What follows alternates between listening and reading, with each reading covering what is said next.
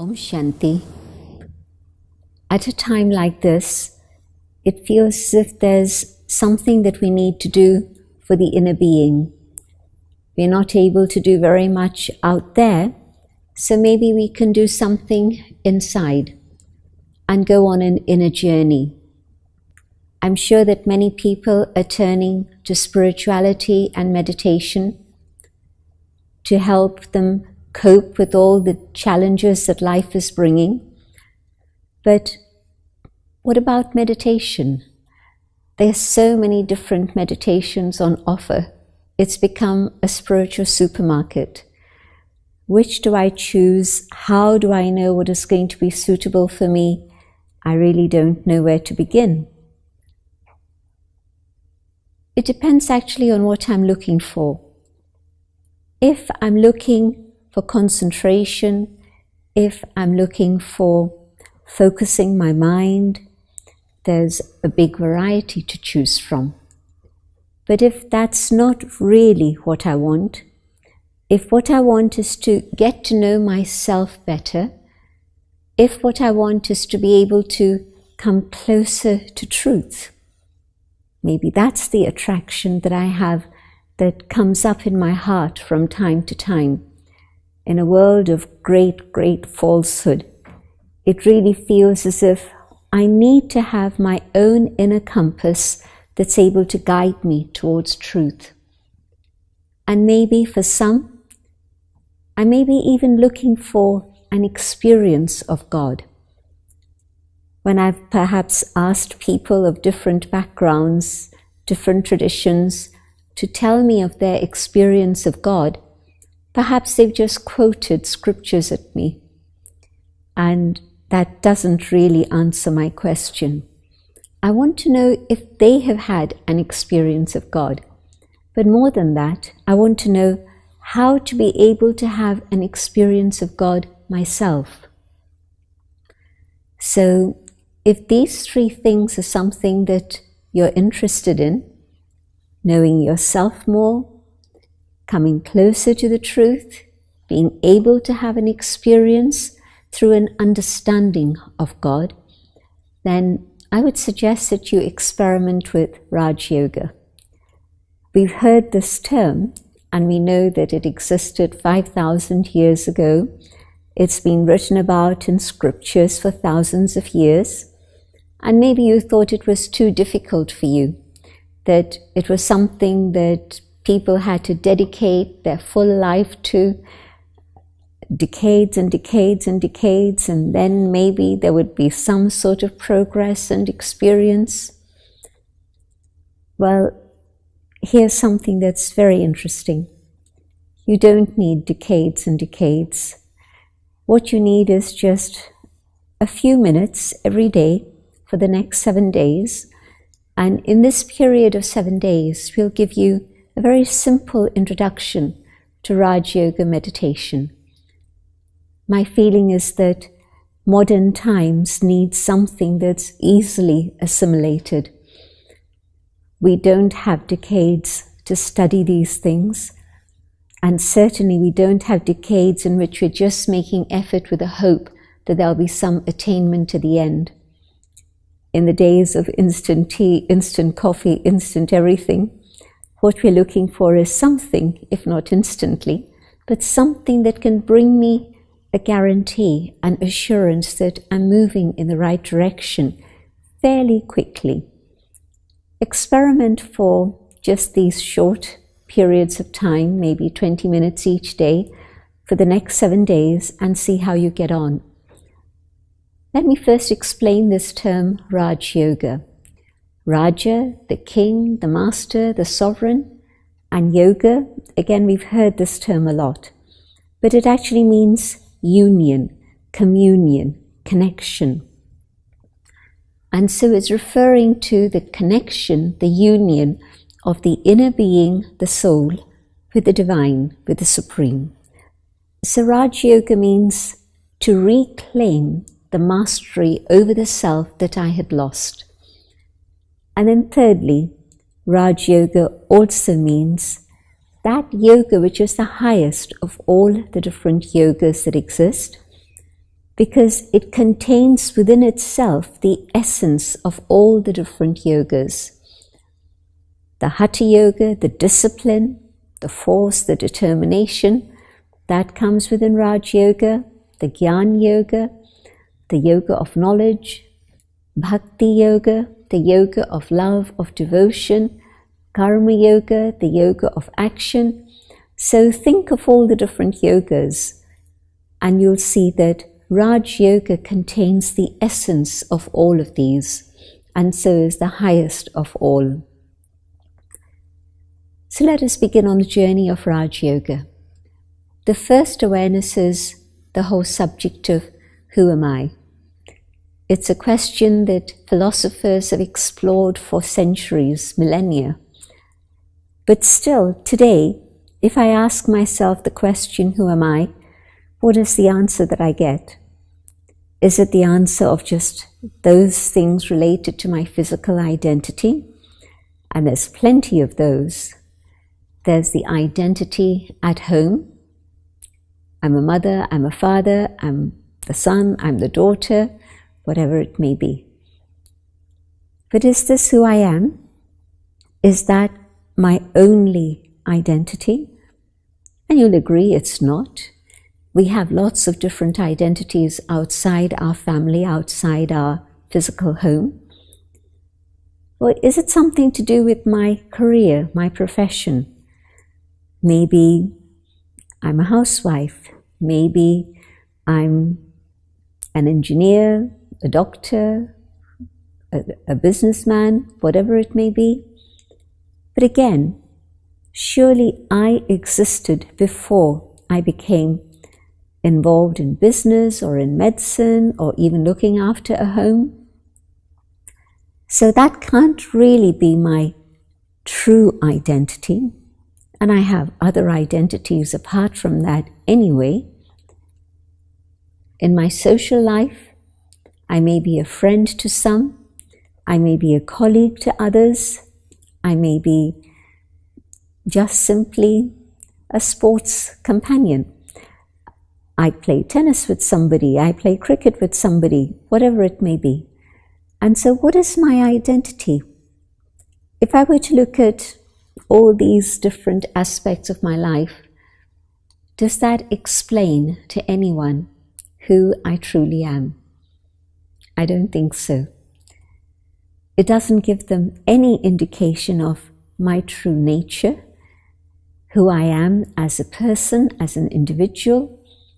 It doesn't put across any of these ideas. And so, what are all these other things that seem to be invisible? I'm not able to see them, but definitely they're there, they're real. And all those invisible aspects of my own inner being are actually the aspects that genuinely reflect who I am. And so there's something apart from the external, which is internal, invisible, and maybe I need to explore that. And in that exploration, I'll find that probably this is very true, that there's a being inside which is connected with somehow my thoughts, my feelings, my memory, my experiences, my conscience, my personality. All of these things are hidden from view. Think about an iceberg, and only this much is visible. 1/10 is visible. 9/10 is not visible. Same thing. I meet you and I instantly put you into a compartment. All sorts of labels, gender, age, color, religious tradition, religious background. These are just a few of the labels with which we identify people and put them into boxes, which actually is not right at all. I can't really know the personality of somebody just simply by gender. There may be a woman who's extremely strong and courageous, and we would say, well, you know, she's one of a kind. But no, there are many women who can be brave and strong and courageous. And equally, there may be a man who excels at all the things he's doing in the world out there, but he's also incredibly compassionate, very, very kind, very, very gentle. And so again, can you put that into a box or a category? Or you'll say, well, you don't find many like that. But in fact, you can. And so my point is that putting people into a box doesn't really work. And so all these external boxes that we tend to tick off in our minds don't tell us anything about the human being. We see the human form, but that's only the external identity. 9/10 are beneath the skin. The skin doesn't tell you very much. And anyway, it's only 1/18 of an inch. Peel off the skin, and what is there within? Then those differences of the external experience really make no difference in any way at all. So we are human, and as humans, we are all the same. Start off on the same footing. And then when we come to the being is very, very different. Each being is highly individual, absolutely unique. You will not find two beings who are identical. Their experiences make them different.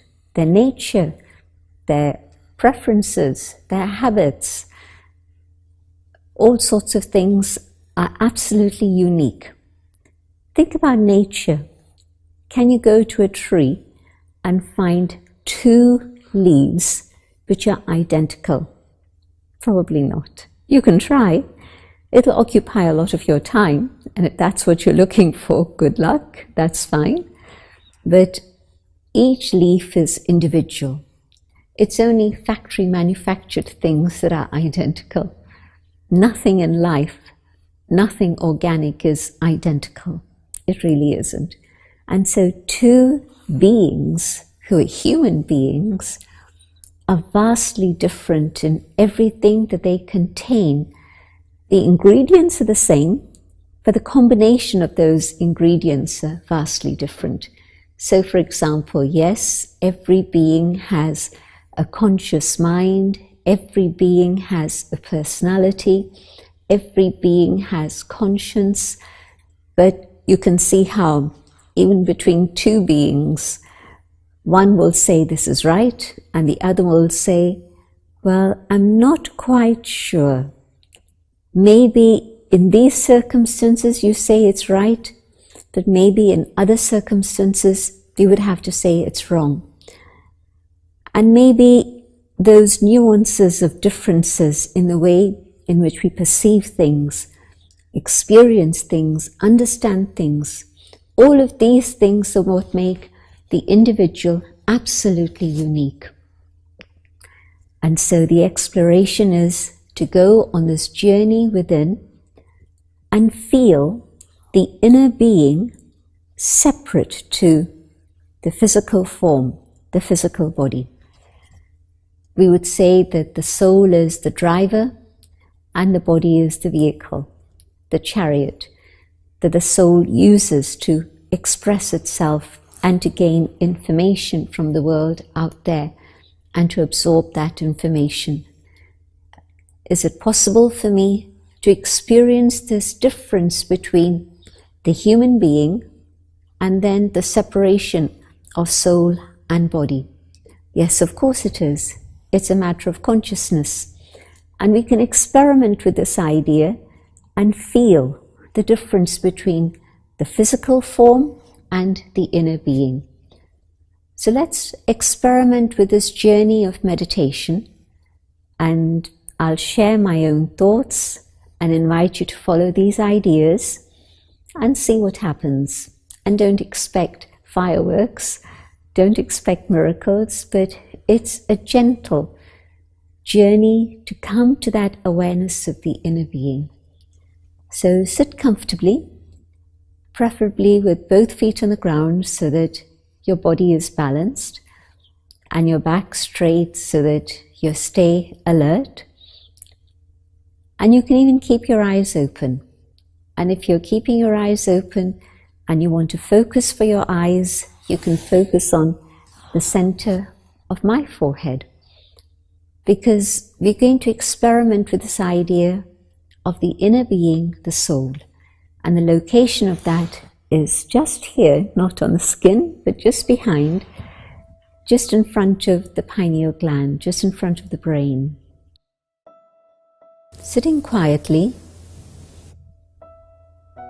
I reflect on the things that I've just heard about. I don't believe them, but I decide that's okay. I want to try an experiment. I focus on this point behind the center of my forehead.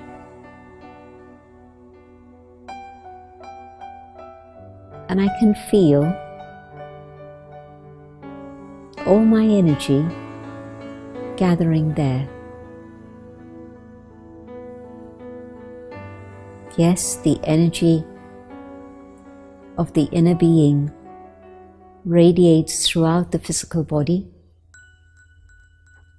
so that I can be the master of this body and move whichever limb I want, in whichever direction I want.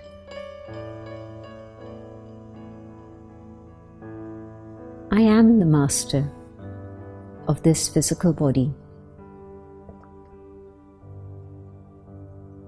I control my eyes, my ears, my voice.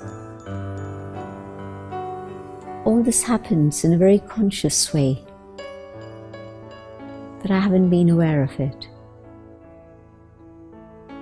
But now, for a few moments, I step away from doing, and I want to experience being. So in this brief moment, I continue my journey inwards.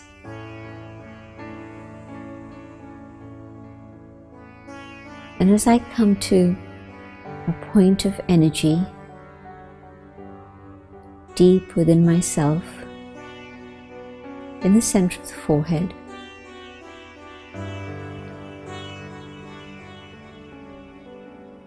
I can feel the separation. Soul, the inner being, and body.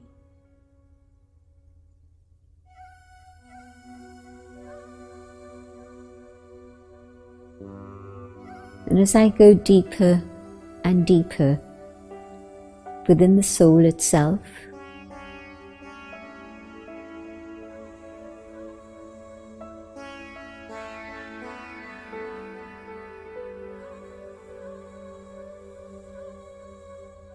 I begin to get a sense of stillness, of peace. My inner world becomes calm. Instead of thoughts racing here and there, I connect with the treasure of peace that lies within.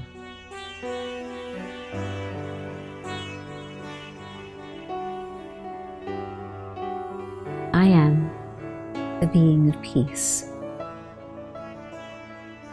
I hold this awareness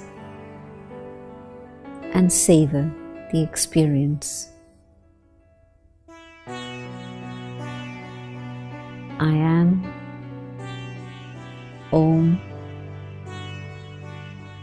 peace, Shanti.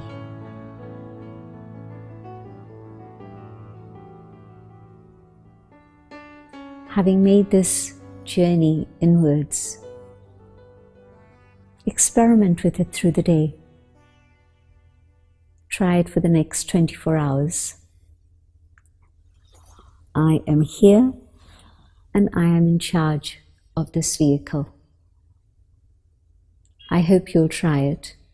And even if it's for just a few minutes each day, I would actually recommend a few minutes each hour, but never mind, even if it's just a few minutes through the day, or before you go to sleep, and first thing when you awaken, try it. And I'm sure you'll connect with that inner peace that definitely lies within each and every one. Om Shanti.